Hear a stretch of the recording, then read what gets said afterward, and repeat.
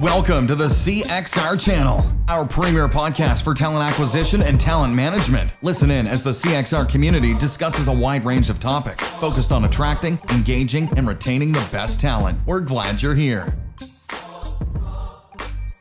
Hi, everybody. I'm Chris White, president of Career Crossroads. You have joined us for our first Expertise episode of 2021. So this is our weekly quick hit conversation with industry leaders and practitioners who are sharing a life or career lesson, sort of a hands-on how-to, if you will, with us in just about 10 to 15 minutes. These are pretty fast. So the topics that were actually decided on in advance by hundreds of TA leaders from around the world cover a range of subjects such as diversity, equity and inclusion, leadership, employee wellness, and just about anything else you can imagine that our people in the industry are dealing with or working on. Now, as you may already know, we have a new survey open to anybody where we're asking what's on your mind for 2021. And you can find that survey titled 2021 Priorities in the Research and Reports section of www.cxr.works. Now, if you're here live, which is also open to anyone, you can participate via the live chat on the screen. So feel free to ask a question or two. And if we've got time, we'll try to get them answered here in the broadcast. If we run out of time, we'll address them online in our free and open exchange at cxr.work/talent talks. Now, today, I am joined by Adam Gordon. He is the CEO of an innovative little company you've probably heard of, Candidate ID, where they're really focused on pipeline automation and lead generation. Adam, welcome. Thank you very much. I'm really privileged to be here, and nice to see so many faces turning up to talk about talent pipeline automation and in-demand talent. Yeah, so now I've been a fan of your work. And what Candidate ID is doing for years. And I think you'll have to correct me. I think we first met in Amsterdam. You were in front of thousands competing among some other impressive vendors on stage. Yes, did I get it right? Oh, you're muted. I thought I got it wrong. So here's what happens. When you mute yourself to cough, you can't unmute yourself, just so everybody... yeah, that's right. We did. We met in Amsterdam at Unleash. I think you were a judge in I think it was the startup competition or something like that. And we were participating in that. That's right. That was a lot of fun. Yeah, there was a big, well, we won't waste the 10 minutes we've got on that, but it was really fun to see you go from like the smaller rooms all the way to the big main stage. It was a lot of fun. Yeah. So Adam, we all know that hiring top talent, in-demand top talent is important. And some would probably swear that as recruiters, that's likely all we do. So in your experience, given the clients that you work with and your time in the space, what's one thing you'd like people to know or consider about hiring in-demand talent? What would you share with anybody listening that they could or should consider around that topic? Well, the first thing is, so you asked me, what have I learned in the last year from like running the business that we're in? The last year has been a crazy year, of course, one that none of us will have ever experienced anything like in our careers. And the organizations that kept working with us and that came to work with us in the last year, given we're in the area of talent pipelining and talent pipeline automation, they were all in, and it was only in December that we realized it. They were all in an area that I describe as in-demand talent. So a lot of them were in technology, in engineering, in healthcare. And for those that are in things like retail and hospitality and areas like that, they were working with us for their tech teams, in-demand talent. And it became very, very clear that so many organizations are treating the hiring of in-demand talent in the same way that they're treating the hiring of everybody else. They've got a way that they go about recruiting, and they are not really varying the tactics according to the market dynamics. So in-demand talent, to me, that means that there's a supply and demand imbalance. There is more demand than there is available supply. And so this is for most STEM type jobs like engineers, software developers, nurses and physicians. but it extends into other kind of right brain type of activities like enterprise sales, for example.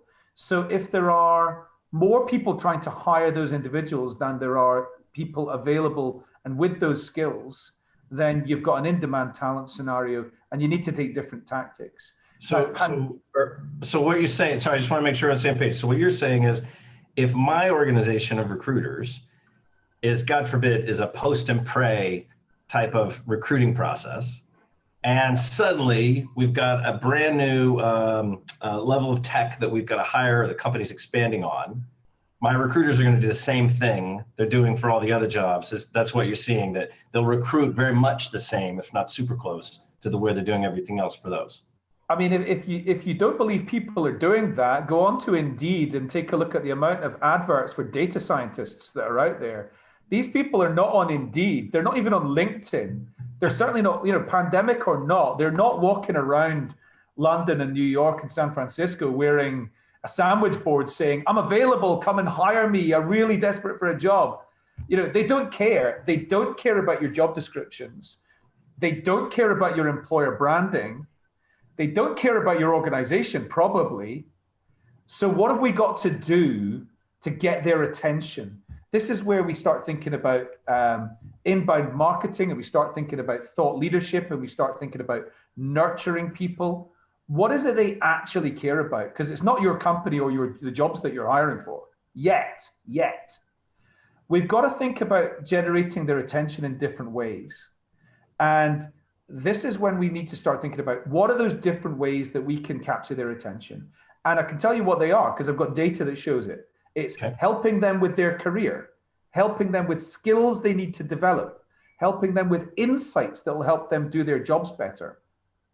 It's about subliminally putting employer branding into this, but not by talking about your EVP, by putting your hiring managers into the middle of all this useful and relevant program of content that is going to generate goodwill from that audience. So it's about taking the hiring manager when you're taking the job brief and saying, I'm also going to ask you 3 questions that are nothing to do with this job or about you and working in your team and about what it's like to work here. Those questions are, how did you succeed in your career to become a manager in this organization? What are the skills people need to progress their careers as a business analyst? And what are the mistakes you've made along the way, which you want people to learn from? That doesn't take long to get somebody on Zoom and ask them those 3 questions. And then that's real content that people are going to find valuable, useful, relevant. The employer brand is so subliminal. Separate it from the job description and all that kind of thing, but make use of that. It's quite easy to create this kind of content, but we're not thinking like this. The way I love that, but then where does it go, Adam? We've done a Zoom video with the manager over the department. She's got a wonderful success story of overcoming adversity to get into this leadership role. Where do we put that? Well, lots of places we put it, but this depends on your organization's maturity when it comes to the concept of talent pipelines, talent communities, nurture marketing, all that kind of thing. So you've really got to think about who's cold, warm, and hire ready. Almost none of these in-demand talent are what we call hire ready. They're not ready to come and have an interview for a job. They might be warm, which is they're starting to become interested in your employer brand, but most of them are cold. They don't care about any of that just now. So how do we get to them? How we get to them is by running a nurture program through email, possibly by text message, possibly by social media. Email is the number one driver of engagement. But social media and text message can also work for getting communications out to these people, to nurture them, to turn their heads, and to get them clicking on to your content. Now, it's not just about that kind of outbound sort of stuff. Let's share with them the video. It's also about community. So when we think about talent communities, a lot of the time I'm hearing the term talent community being used to describe an email list or just a list. That's not a talent community. A talent community exists when you can talk to each other, when members can all talk to each other, and all you're really doing is hosting. You're hosting. You might be giving useful, communication, which is leading with value, but you're not selling anything. You're just providing the platform in the way that we are here. And this kind of thing could be a very, very useful type of channel for generating goodwill from those people. You get them on Zoom, with the hiring manager, or if you're in a bank, you get them on Teams or something else, and you just get them in a round table, half a dozen people. Let's talk about the latest trends in this profession or this industry or this type of skill. And let's not sell anything. Let's just generate some relationships and generate goodwill. That's a talent community. So the community aspect of it's really important. Yeah, I think a lot of us, yourself included, have been saying that a distribution list, a mailing list, or job alerts list is not a talent community. So who in your opinion, Adam, is doing this well? Like who's holding like these professor hours with the hiring manager, right? Where you can just drop in and sort of get to know the company or some aspect of that. I can give a couple of quite good examples, and then I'm going to give one that's just a knocked out the park example. So Lockheed Martin have done a lot of talent nurture, and they've done it really well. And their talent nurture is not about like, here's a job, here's a job, here's a job. It's about, let's bring people together and talk about elements of engineering and technology in the kind of defense world, which we need to know more about, and the security world. So they've done it really well. Another one that's done it really well is Intel. And Intel have done, they've got networks for people with specific and proper networks, not an email list, an actual network where they bring people together for events offline and offline for people with specific skill sets. SAP have done a wonderful job of this as well. And they've got a real red carpet program for diversity. So, if they need more females in a particular country, or they need more people of a particular, different mix of ethnicities or that sort of thing, then they do like Cirque du Soleil events, and they do sports events, and they bring people together for like really magical experiences. And that's brilliant. But the best example is from a company that's not in the USA, but they're in a lot of other countries in the world, called Specsavers. And Specsavers is Europe's #1 employer of optometrists. And that's absolute in-demand talent. According to Indeed, optometry is the hardest to hire skill set in the UK, and it's top 3 in every other country in Western Europe. So they're also in Australia and New Zealand, but they've got a talent community called Spectrum. Spectrum is an online website with events which you can connect to, and they're on Zoom and they're on Facebook Live and things like that. And you can connect to them through the website. It's got learning and development area where you can go in and find content which is relevant to your profession as an optometrist. There's lots of continuous professional development, and then there is news about what's going on in optometry. It's a login site. It doesn't mention Specsavers anywhere. There's an offline like roadshow when you can go and travel and meet people and be in events and things like that, which attracts about 200-300 people in the different locations. Specsavers are nowhere to be seen. It's run by their talent team. It's learning and development at the front. Recruiters are all in the back, but the recruiters are pulling the strings on all of it. I love it. I knew about Specsavers. I had not heard of Spectrum. I'd not heard of the community they built. So I'm anxious to check that out. So Adam, what's one thing you'd leave us, one parting words of infinite wisdom on hiring the in-demand talent, like really nurturing that pipeline? What would you tell everybody? I think it's really important to just consider this term, which is leading with value, being useful and relevant. Not asking for things, not asking them to fill in a form in order to access something. Giving them things that you can get. Your company's teeming with useful, relevant things that the in-demand talent you want to hire are going to find compelling, and they're going to want to click on that.